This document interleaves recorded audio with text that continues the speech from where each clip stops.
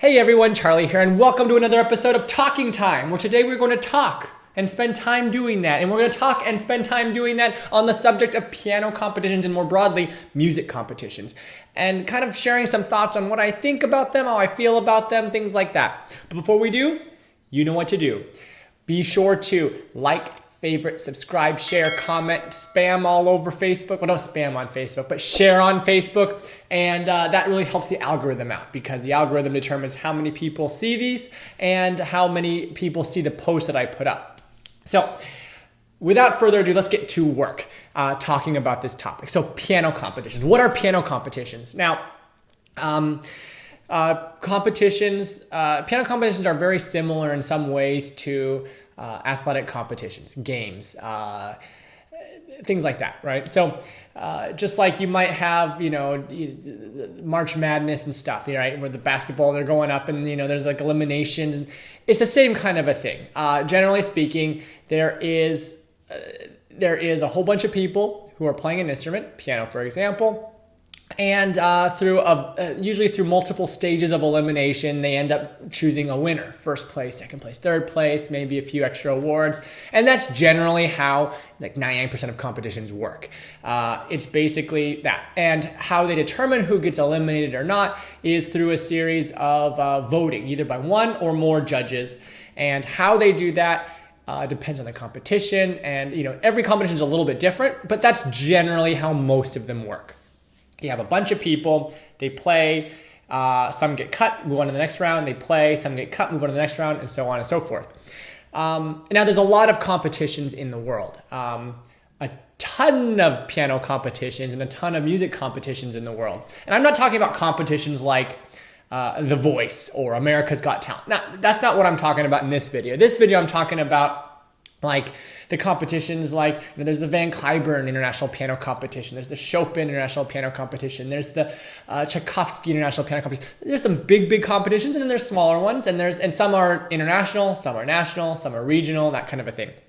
Now, this is coming from, full disclaimer, this is kind of my opinion and people will disagree with me, people will agree with me, and everyone has a right to their opinion. So if you agree with me, great. If you don't, that's fine too. But these are just some of my thoughts on the general subject. And this is coming from someone who's done a lot of piano competitions over the years. I don't do any anymore. I haven't for quite a while. But I've done a lot of piano competitions, both or including regional, national, international, to varying degrees of success. I've won lots of competitions. I've lost lots of competitions. And from someone who sometimes judges competitions. Most recently, I judged the Chopin Northwest Chopin piano competition. So I have a little bit of perspective on. I have some perspective on like different aspects of it, right? Like from the being a participant to seeing other people doing it to being someone who's won, being someone who's lost, and being someone who chooses who wins and loses. And so. These are kind of my thoughts on the general thing. I think, generally speaking, there are good parts of competitions and bad parts of competitions. And I don't think that they're all good or all bad. I think that they probably have their place. But at the same time, I don't think they're the be-all and end-all. So let's talk about that. Let's kind of rewind a little bit. In the olden days, if you want a big competition, like the Tchaikovsky, the Chopin, like one of those big international competitions, you were pretty much set for life in terms of a career in music, right? So if you won one of those big competitions, it was like a golden ticket to a lifetime career, that is, of performing. You get concerts all over the world and, all that kind of stuff. That's kind of how it was. That probably is how it was for maybe a few decades, up until maybe a few decades ago. And then it really kind of changed. A lot of people who win even the very, very biggest and most famous of international competitions, a lot of them don't necessarily go on to have like the, glamorous, whatever, careers that people in the past have had. And I don't necessarily think it's because they're any better or worse than the people of the past who had those glamorous careers as a result of competitions, or at least in part because of those competitions. But I think things are just kind of changing. So in the old days, it used to be that if you won a big competition, you were kind of set in terms of your career. Nowadays, that's not the case. And I have some theories about why that is. I'll get into that in a little bit. Nowadays, if you win a big competition, it's definitely a boost for your career in terms of performing, but it doesn't necessarily set you up for a guaranteed lifetime career of performing. Now, I think there's some goods and bads about competitions. Some of the good things are that it include things like it can be exposure. So if someone is like in piano, for example, he or she is a student, and they don't really have concerts. No one really knows about them, and they're very good. This can help kind of make people at least aware of you, people who are really interested in music and things like that. Maybe some of the judges will see you and remember you in the future, or and maybe presenters, concert organizers will see and maybe remember you in the future. And in the classical music world is so small that people eventually, most people eventually know each other, or at least know of each other, very closely. You might not know of everyone, but most people know of most other people in the classical music world, if not know them personally. So it can be a good way to get people, at least in the music world, to kind of know who you are, and people who maybe are just interested in music to get to know you or hear of you. And then they might look you up and things like that. So it can be good for exposure. If you win, or do very well, it could lead to concerts. Even if you don't win, there's a chance that maybe a presenter really likes you and you get invited to a concert or something. And it also gives you something to kind of work toward, because if you don't have a lot of concerts, then you might not have an opportunity to perform a lot. This kind of gives you something to work toward, right? You have to learn certain pieces for the competition, for example, and it might give you a goal, like kind of a day. I have to get all this stuff by this date, by the competition. Now, those are some of the good things of the competitions.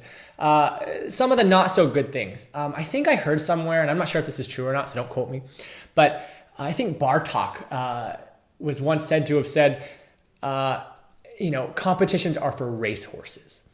Meaning that, competitions are something that the arts shouldn't be involved in, that music, art, things like that are things that are subjective shouldn't be basically, like, a competition has no place in things that are subjective, right? Like, you don't go, for example, you wouldn't go into a museum and be like, oh, there's a Picasso. Oh, there's a Renoir. Picasso is far better than Renoir. Oh, Monet's better than Renoir. Oh, there's Matisse. He's better than...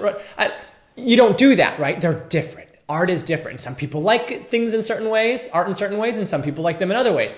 And just because you might or might not like it doesn't mean that it's necessarily good or bad. Same thing kind of goes with music and art. So, if one person performs something one way, you might not agree with it, but it doesn't necessarily make it wrong, right? Wrong, right? Anyway, there's a lot of subjectivity in art. Now, certain things are, more wrong than others. If you play Moonlight Sonata, blah, blah, blah, blah, blah, probably not right? That's probably wrong. But there's a lot of leeway within what is, what can be considered correct that you might or might not agree with, that, has to do with interpretation and stuff like that. So my philosophy for a lot of competitions is this. Sometimes, and there's exceptions definitely, but sometimes competitions don't necessarily choose the most... if you rock the boat in a competition, there's a chance that you might not actually end up being the winner of a competition. So hear me out on this. So for example, let's say that there's 10 judges, and it's based on a number system. You rank people 1 to 10 on everything, and they average it out, highest number wins or whatever. So let's say that you had someone come on like Horowitz, one of the world's most famous pianists ever in history, and he's very unique. The way Horowitz plays can be considered unique. And so some people on the judging panel might say, this guy is an unbelievable genius. Like, this is genius, pure genius. 10, 10, 10, 10, 10. Everyone, you give him a 10. And other people on that same judging panel might say, you know what? That's all wrong. He's not doing it the way it's supposed to be. And because he's kind of, very unique, maybe he gets a 111 or a 00000. So overall, let's say that his score comes out to be an average of a 4 or a 5, because some people either love him and some people hate him. So you either love him or hate him. But then another guy comes along and doesn't really rock the boat, right? So in the same competition, maybe this person, plays everything okay. It's not amazing, but it's not offensive. It's just like, okay, most people are like, okay, that's okay. And they get 6s and 7s on average. So his average is a 6 or a 7. Well, under this very, very oversimplified example, the person who didn't rock the boat, who got an average of 6 or 7, is going to beat the Horowitz type, who was very unique, but was more polarizing, who might have gotten a 4 or 5.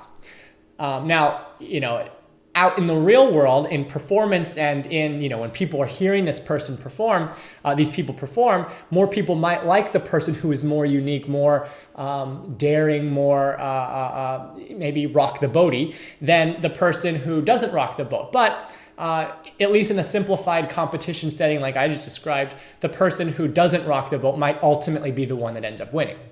Now, I'm not saying that this is the case in real life competitions, but there's the possibility for that kind of a thing.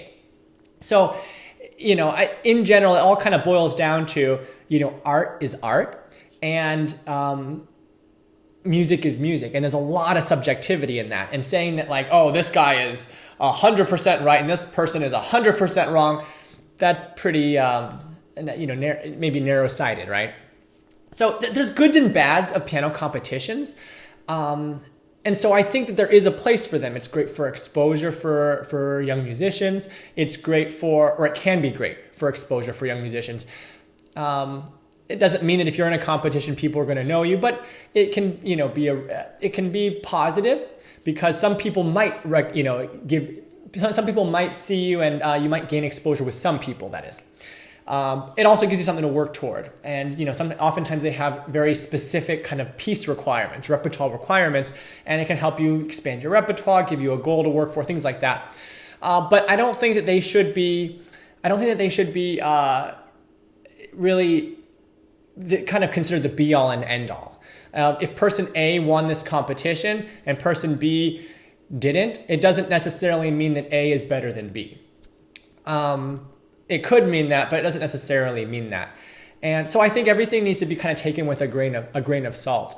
When I've judged competitions, it's extraordinarily difficult sometimes because it's not a simple matter of who ran the fastest, right? Like if you're judging a sprint, it really comes down to who crossed the finish line first, right? It's pretty non-subjective. It's a pretty objective kind of measurement. Who was faster? Who was stronger? Who, a lot of athletics are like that. Who got more points? In music, there really isn't that. It's not like, oh, how many notes did the person miss? That's part of it, but you don't have you don't sit there counting every wrong note. But because there's so much, but it's also other things, including, what was their interpretation like? Was it convincing? How musical was it? How was there's a ton of things that go into it, right? And so judging even two people, maybe one person was very good technically, but it lacked some musicality. Maybe the other person was very musical, but they couldn't play any of the notes correctly, or they were just technically, right? And so different people might judge those kinds of things differently, right? If a person values musicality more, they might prefer someone who's more musical, even at the expense of technique, and vice versa. Someone who thinks that your technique needs to be fundamentally good even at the expense of some of the musicality, might prefer that person, or a person who's like that. That is. So it's really it's one of those things where there's no real definite answer in terms of who is better because it's subjective, and that's one of the beauties of music is that it's subjective. Excuse me, and one person might like the way someone plays something, another person might not, and they're entitled to their opinions. And, music can say different things through different people, and people can say different things through their music. And people can interpret it differently. Like when I perform something, I'll play it differently than someone else playing the same thing. And the reception might be different as well, depending on who the person is, I guess is what I'm kind of trying to say here. So anyway, those are kind of my general thoughts on piano competitions. I think there's good parts of them and not so good parts of them, but I do not think that they're I do not think that they are a be all and end all. Excuse me, because music is subjective, and so anyway, I hope this kind of gave some clarity on kind of some of my thoughts on the whole piano competition industry, I guess you could call it, and what my thoughts are on the whole process and things like that. So hope this was helpful. Be sure to like, favorite, subscribe, all that good stuff, and I'll see you guys next time. Bye-bye.